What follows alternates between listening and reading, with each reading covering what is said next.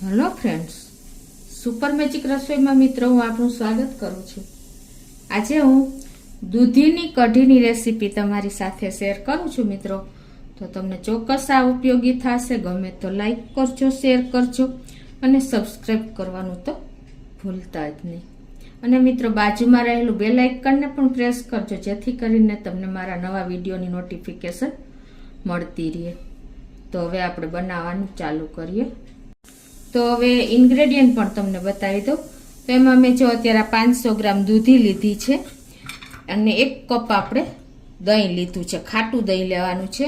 1 medium સાઇઝનું મેં ટમેટાને piece કરી લીધા છે અને 1.5 ઇંચ જેવા આપણે આદુને ગ્રેટ કરી લીધું છે। 1 થી 2 મરચાં નાના એવા તીખા લીધા છે અને 5 થી 6 કળી લસણના મેં આ રીતે પીસ નાની સાઇઝના કરી લીધા છે। લીમડો છે અને રૂટીન મસાલામાં મિત્રો જીરું છે, રાઈ છે, હળદર છે અને હિંગ છે અને તેલ છે, મીઠું છે અને થોડી એવી આપણે ખાંડ લેશું અને બનાવવાનું ચાલુ કરીએ।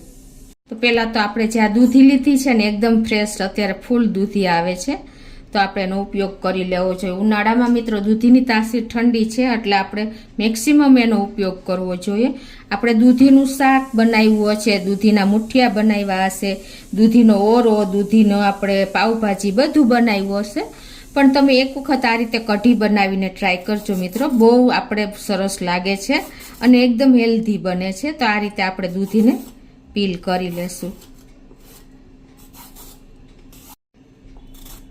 તો આ રીતે જો આપણે દૂધીને પીલ કરી લીધી છે, આપણે આ બધું ઝીણું સમારી લીધું છે, પણ દૂધીને તો જ્યારે આપણે કૂક કરવાની હોય ને ત્યારે જ સમારવાની છે।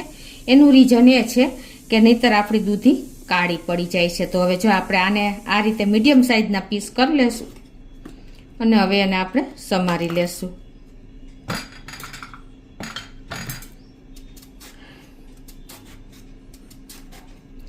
આ રીતે ડાયરેક્ટ જ આપણે કુકરમાં જ નાખશું।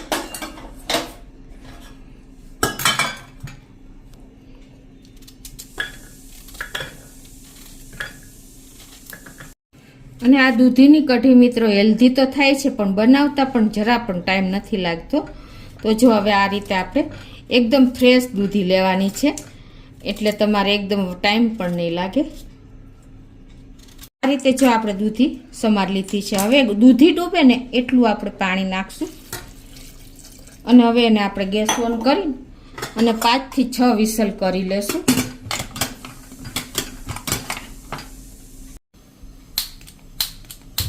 અને ગેસની ફ્લેમ આપણે સ્લો ટુ મીડિયમ રાખશું।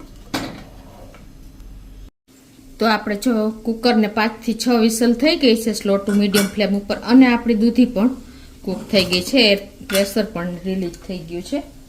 હવે આને આપણે બ્લેન્ડર મારીને આને પ્યુરી કરી લેશું। જો આપણે દૂધીને પીસીને પ્યુરી કરી લીધી છે। હવે આપણે આ બાજુ ગેસ ઓન કરી અને એક પેનમાં 1 ટેબલ સ્પૂન જેવું તેલ મૂકી દેશું અને તેલને આપણે ગરમ થવા દેશું। તો આપણું તેલ ગરમ થઈ ગયું છે, તો આપણે અડધી ટીસ્પૂન જેવું જ આખું જીરું નાખી દેશું અને 1/4 ટીસ્પૂન જેવી આપણે રાઈ નાખી દેશું। 1/4 ટીસ્પૂન આપણે મેથી નાખી દેશું। મિત્રો મેથીનો અને રાઈનો ટેસ્ટ બહુ સરસ લાગે છે અને આમાં પિંચ જેટલી આપણે હિંગ પણ નાખી દેશું। અને હવે આપણે જે આ લસણ એકદમ બારીક પીસ કર્યા છે એ નાખી દેશું અને 1 મરચાંના મેં પીસ કર્યા છે એ નાખી દેશું। 1 ઇંચ જેટલો આદુના ટુકડાને ગ્રેટ કર્યો છે એ નાખી દેશું। 1 લીમડો નાખી દેશું અને આને આપણે સરસ ક્રકલ થવા દેશું। ગેસની ફ્લેમ અત્યારે સ્લો ટુ આપણે મીડિયમ રાખી છે। આપણે મસાલાને બહુ ઓલા નથી કરવાના, પણ એકદમ સરસ ક્રકલ થઈ જાય ને ત્યાં સુધી જ આપણે જે કઢી કરીએ છીએ ને એ જ મસાલા બધા વાપરશું। કઢીનો ટેસ્ટ અનેક ગણો વધી જાય છે। હવે જો આપણે આદુ પણ અને લસણ પણ એકદમ ક્રકલ થઈ ગયું છે, તો આ સ્ટેજે આપણે 1 ટમેટું મીડિયમ સમારેલું છે એ નાખી દેશું અને એને આપણે કૂક થવા દેશું આ રીતે.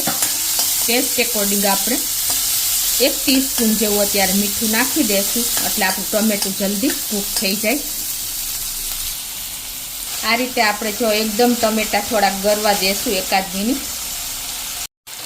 અને સાથે આપણે થોડી એવી ધાણા ભાજી અત્યારે જ નાખી દેશું એટલે શું થશે કે એકદમ ધાણા ભાજીનું ટેસ્ટ એટલે સ્મેલ આવશે. અને આ રીતે આપણે સ્લો ટુ મીડિયમ ફ્લેમ ઉપર આને સરસ આપણે કૂક થવા દેશું. તો જો અડધી મિનિટ જેવું થયું છે અને આપણા ટમેટા પણ કૂક થવાની તૈયારીમાં છે. એકદમ મેશ થઈ ગયા છે, તમે જોઈ શકો છો. આ રીતે આપણું તેલ પણ છૂટું પડી જશે ટમેટા કૂક થશે ને એટલે. આ કઢી મિત્રો આપણે રૂટીન કઢી કરતાં પણ ટેસ્ટી થાય છે અને ખાટી મીઠી સરસ થાય છે. દહીં આપણે આમાં નાખશું ને એ હંમેશા ખાટું વાપરવાનું છે. અને હવે જો આપણે ટમેટા કૂક થઈ ગયા પછી આપણે જે આ દૂધીની પ્યુરી કરી છે એ નાખી દેશું. ગેસની ફ્લેમ અત્યારે આપણે સ્લો ટુ મીડિયમ જ રાખી છે.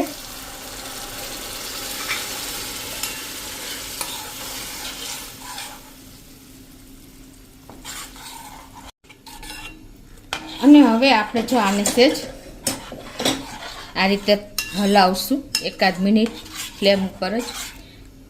અને હવે જે આપણે આ 1 કપ દહીં લીધું છે ને એ આપણે આમાં નાખી દેશું.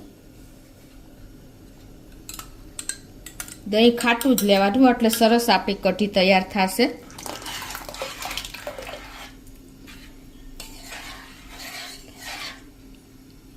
અને હવે આને આપણે આ રીતે કન્ટિન્યુ ચલાવતા રહેશું.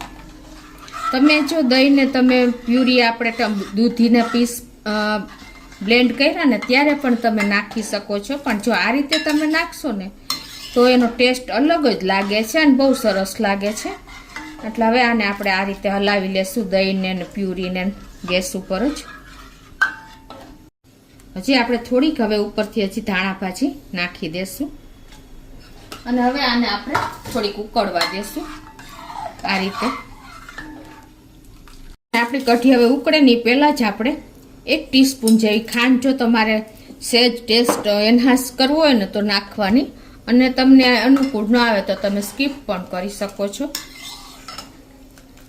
તો 2 થી 3 મિનિટ થઈ ગઈ છે અને જો આપણી કઢી પણ સરસ બોઇલ થઈ ગઈ છે. 1 થી 2 ઉભરા આવી ગયા છે સ્લો ટુ મીડિયમ ફ્લેમ ઉપર. જુઓ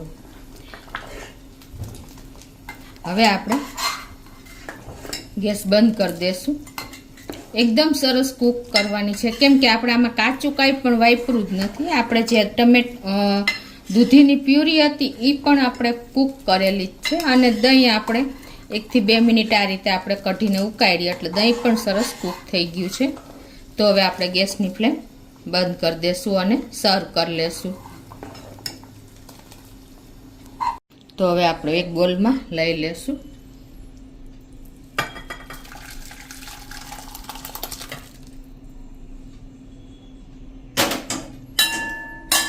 અને ઉપરથી આપણે થોડી એવી ધાણા ભાજી સ્પ્રિંકલ કરી દેશું આ રીતે. અને થોડા એવા ટમેટાના પીસ પણ આપણે ડેકોરેશન પૂરતા નાખી દેશું. તો મિત્રો આપણી દૂધીની કઢી એકદમ હેલ્ધી, ડિલિશિયસ અને અત્યારે સ્મેલ પણ બહુ સરસ આવી રહી છે. તો તમે ચોક્કસ ઉનાળામાં એકદમ આપણે તાસીર ને ઠંડી એવી દૂધીની કઢી ચોક્કસ બનાવજો. બાળકોથી મોટા વડીલોને પણ એકદમ સરસ સૂપ કરતાં પણ ટેસ્ટી લાગે છે, કેમ કે આપણે દહીંનો ઉપયોગ કર્યો છે અને આપણે વઘાર કર્યો સરસ એવો. તો ચોક્કસ તમને મારો વિડીયો ગમશે મિત્રો. ગમે તો કોમેન્ટમાં પણ જણાવજો કે તમને આ રેસીપી કેવી લાગી. તો તમને મારો વિડીયો ગમે તો લાઈક કરજો, શેર કરજો અને સબસ્ક્રાઈબ કરવાનું તો ભૂલતા જ નહીં.